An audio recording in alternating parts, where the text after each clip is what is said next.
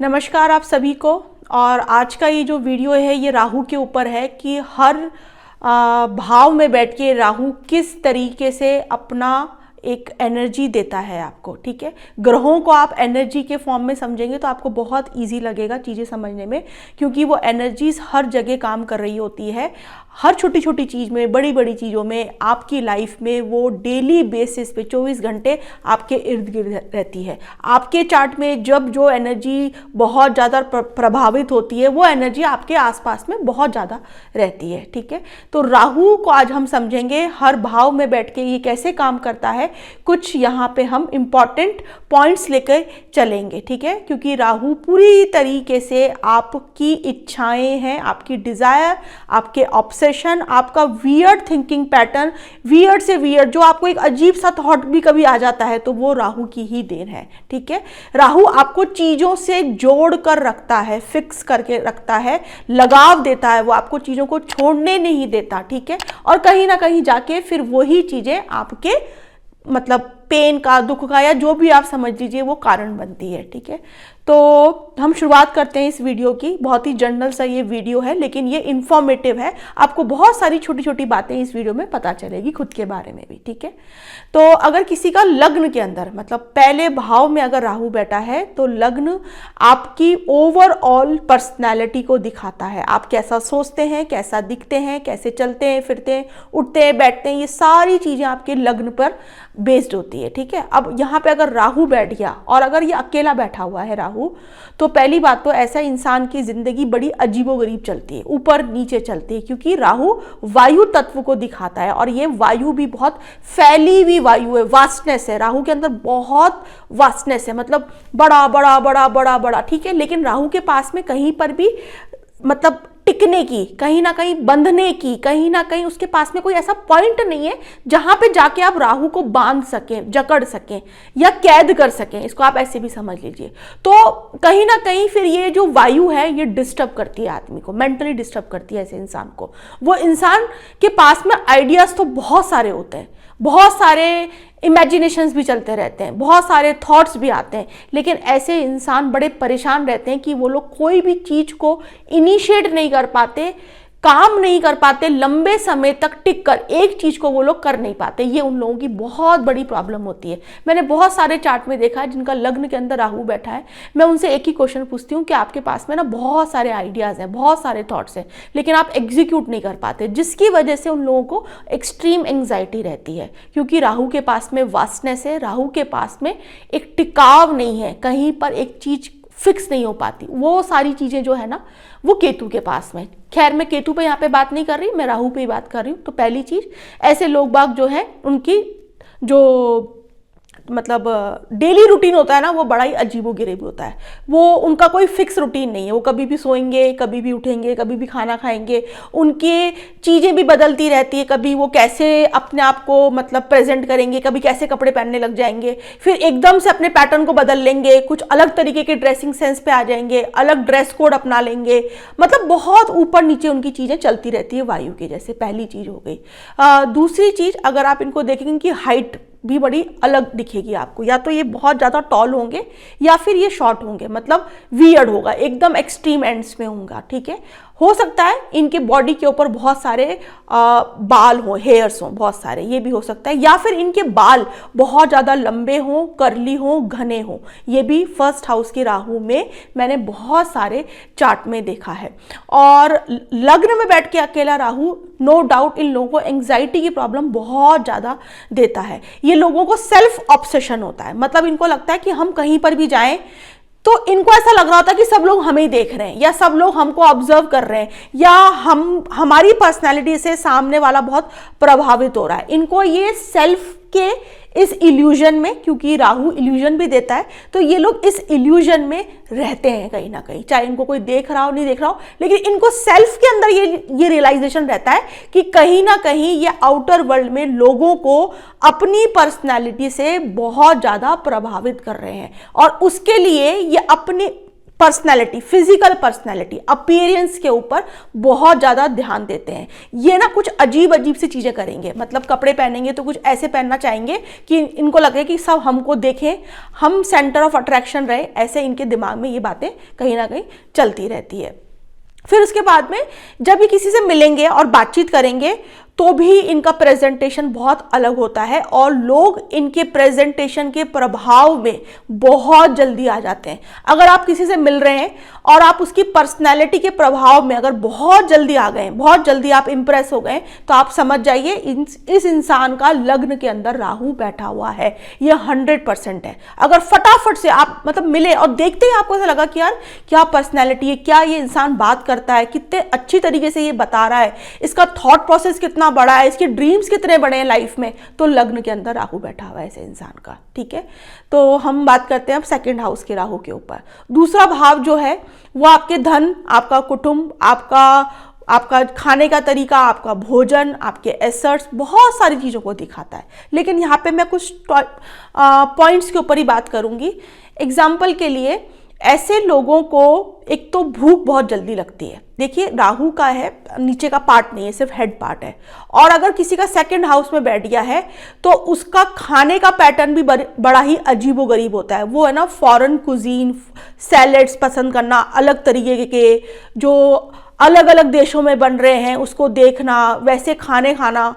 और अगर सपोज यहाँ पे टॉरस राशि में बैठ जाए तो ऐसे लोगों को बेकरी आइटम्स जितने भी होते हैं वो बहुत ज़्यादा पसंद आते हैं। रिच फूड जिसके अंदर बहुत ज़्यादा शुगर कंटेंट हो या क्रीम वाली चीज़ें हो, ऐसी चीज़ें उनको बहुत ज़्यादा अच्छी लगती है। उन लोगों को रिच फूड में मतलब उनको चाहिए, वैरायटी चाहिए बहुत सारी। और यहाँ पे राहु सेकंड हाउस में बैठ के आदमी के ईटिंग पैटर्न को कहीं ना कहीं एक्सट्रीम ऑब्सेशन इन लोगों को रहता है। ये खाना खाएंगे, थोड़ी देर बाद ही 2 घंटे 3 घंटे बाद में इनको भूख लगना स्टार्ट होगी और इनको लगेगा कि मेरा तो मतलब जो एक स्टमक है वो बिल्कुल खाली है, मैंने अभी कुछ खाना खाया ही नहीं है, क्योंकि राहु वहाँ पे एक ऑब्सेशन दे रहा है।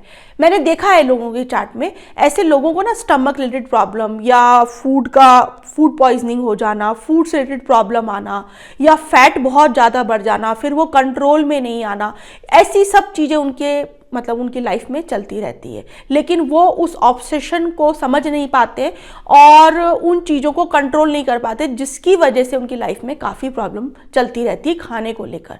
ठीक है, ये हो गया खाना। अब हो गया फाइनेंस की अगर मैं बात करूं तो आप किसी का भी सेकंड हाउस में राहु बैठा है तो आप आंख बंद करके बोल सकते हैं कि भाई तुम्हारी फैमिली का जो फाइनेंसेस हैं वो कभी भी स्टेबल नहीं रहे, क्योंकि राहु क्या है, वायु तत्व है। ऐसे लोगों के फाइनेंसेस, फैमिली फाइनेंसेस स्पेशली बहुत ज़्यादा फ्लक्चुएट करते हैं, बहुत ऊपर नीचे रहते हैं।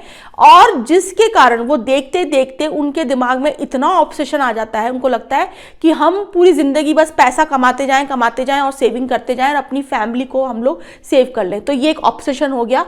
ऑल्दो कभी ऐसा होता नहीं, क्योंकि राहु फिर डिजायर है, वो डिजायर आपकी बढ़ाता चला जाएगा, लेकिन वहां पे वो चीजें जो है आपकी, वो जो एक थॉट प्रोसेस है वो कभी भी मतलब स्टेबल नहीं हो पाता उस एरिया के अंदर, फाइनेंसेस के अंदर। तो ऐसे लोग अपने फाइनेंसेस को लेकर भी, ऑल्दो पैसा आता है उनके पास में, बहुत अच्छा भी आता है, अच्छा कमाते हैं, लेकिन फिर भी डिजायर्स खत्म नहीं होती।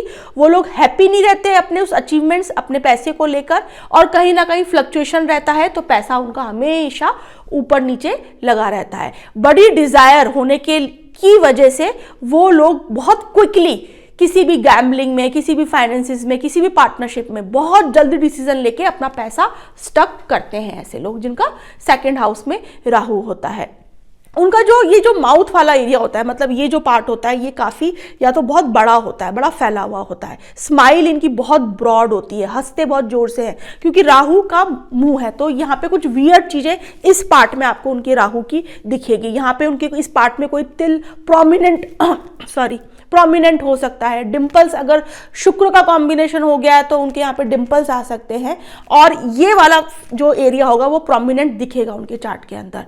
और जो उनका जो ईटिंग, जब वो खाना भी खाएंगे तो बहुत फास्ट खाते हैं वो लोग, जल्दी खाते हैं। ठीक है, तो ये सेकंड हाउस का राहु। ऐसे ही थर्ड हाउस में जब किसी का राहु होता है तो ऐसे लोगों को ट्रैवलिंग का कहीं ना कहीं जाके ऑब्सेशन हो जाता है। उनको ट्रैवलिंग करके बड़ा सुकून मिलता है और उनको गैजेट से भी, मतलब उनके जो फ़ोन, लैपटॉप, उनका मोबाइल या जितनी भी उनकी जो वॉचेज़ है उसको लेके ऑब्सेशन होता है। उनको लगता है कि अगर मैं ये सब चीज़ें रखूँगा तो लोग मेरे से कहीं ना कहीं अट्रैक्ट होंगे, हो सकता है मेरा काम इससे बहुत बढ़े, मैं प्रेजेंटेशन बहुत अलग तरीके से दे सकता हूँ।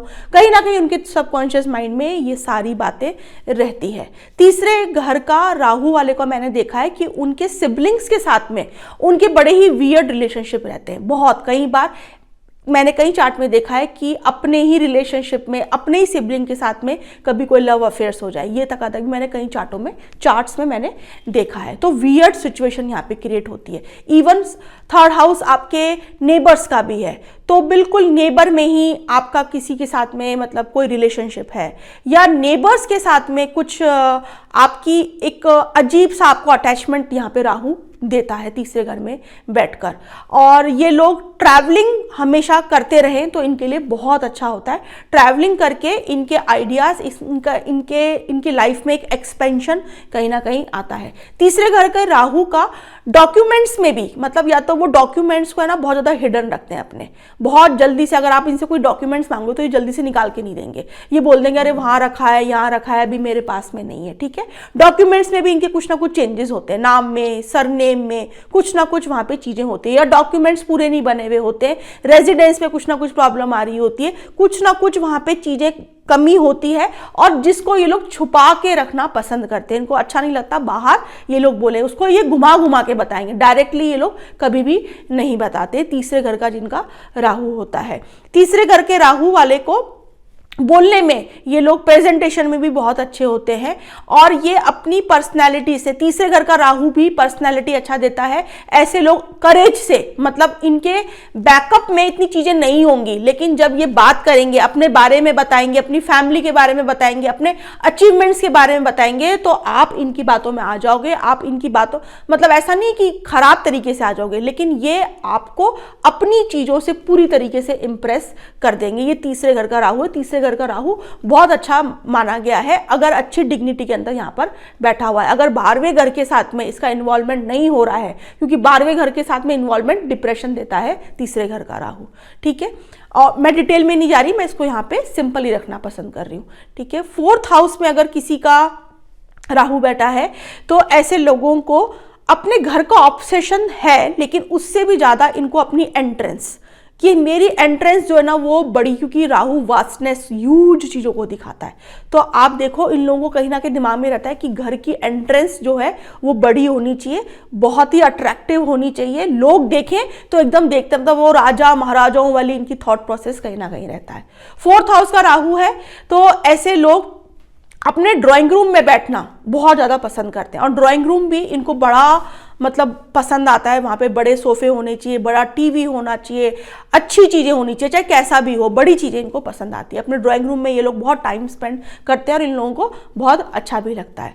4th हाउस का राहु हो गया। 4th हाउस के राहु में अगर बहुत अच्छी डिग्निटी में है तो आपको व्हीकल्स का बहुत ज़्यादा इन लोगों को एक क्रेज़ होता है, शौक होता है, और इनके पास में अच्छे व्हीकल्स रहते भी हैं। ऑल्दो 4th हाउस का राहु वाले लोग घर के अंदर बहुत ज़्यादा इरिटेटेड रहते हैं, घर से भागने की कोशिश हमेशा ये लोग करते रहते हैं। इन लोगों के घर का वास्तु भी कभी प्रॉपर ठीक नहीं हो पाता, क्योंकि राहु वहाँ पे कुछ ना कुछ डिस्टर्बेंसेस क्रिएट करके रखता है। 4th हाउस का राहु जिनका होता है उनकी मदर होती है वो भी बहुत प्रेजेंटेबल होती है, वो भी अपनी सेल्फ की पर्सनैलिटी से बहुत ज़्यादा ऑब्सेस्ड होती है अगर अच्छा है तो। अगर यहाँ पे खराब है तो 4थे घर का राहु मदर को डिप्रेशन देता है। मदर किसी ना किसी मेंटल इलनेस से अपनी लाइफ में जूझ रही होती है। कई बार मैंने देखा है लोगों का, अगर राहु और चंद्रमा यहाँ पे बैठा हुआ है और सपोज कुंभ राशि में बैठा है, तुला राशि में बैठा है, तो उनकी मदर बहुत मतलब एक्सट्रोवर्ट होती है, प्रेजेंटेशन बहुत अच्छी होती है, बहुत चीज़ें होती है, लेकिन डिप्रेशन कहीं ना कहीं उनकी लाइफ में रहता है, मदर की लाइफ में। ठीक है, पंचम भाव का राहु, पंचम भाव का राहु जो है यहाँ पे मैंने बहुत अलग चीज़ें देखी है लोगों के चार्ट में।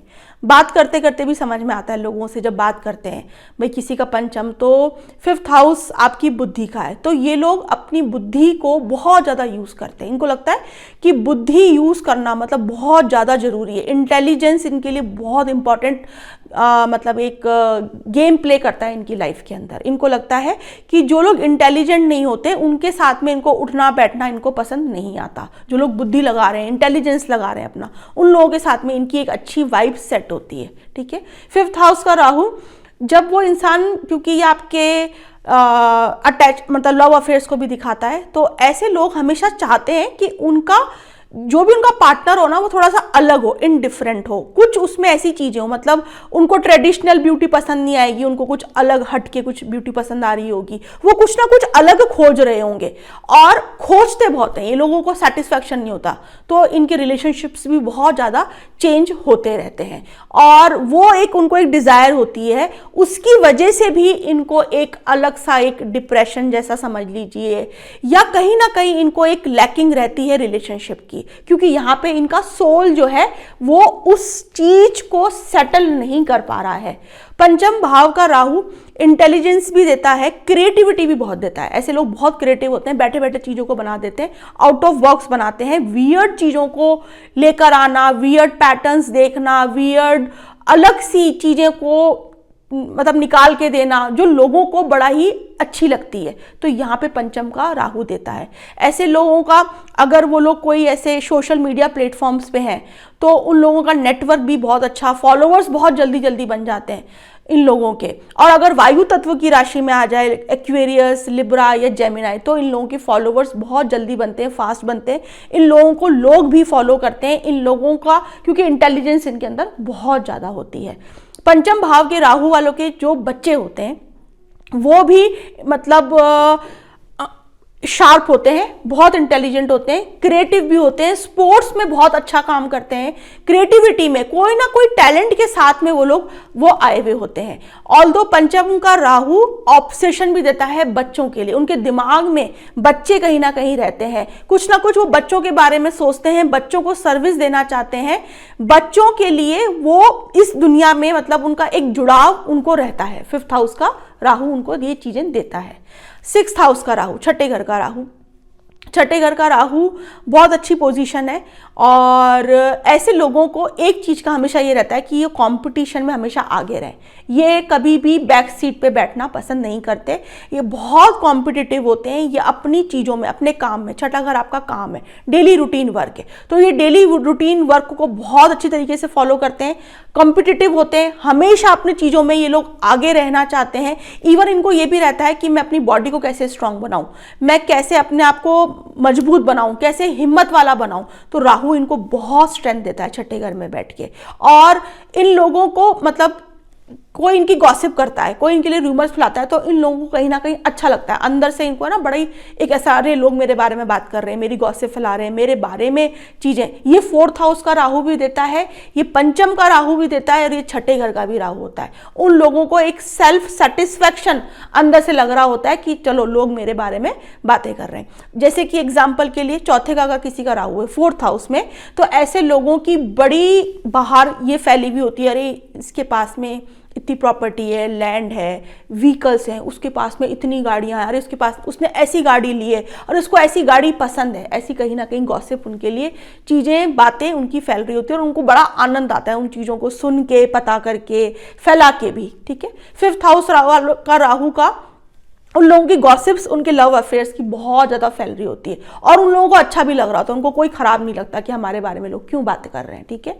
और अगर 6th हाउस में राहु है तो उनके काम को लेके फैल रही होती है, अरे उसका काम इतना बड़ा है, उसका काम इतना अच्छा हो गया, उसका ऐसा है, उसके काम में वैसा है, वो खुद इतना ज़्यादा कॉम्पिटिटिव है, तो वो चीज़ें उसको कहीं ना कहीं सेल्फ सेटिस्फैक्शन उस इंसान को दे रही होती है। तो आज मैंने 6th हाउस तक के राहु की बात करी, नेक्स्ट पार्ट में हम 7th हाउस से लेकर 12th हाउस तक की राहु के बारे में बात करेंगे। Thank you so much.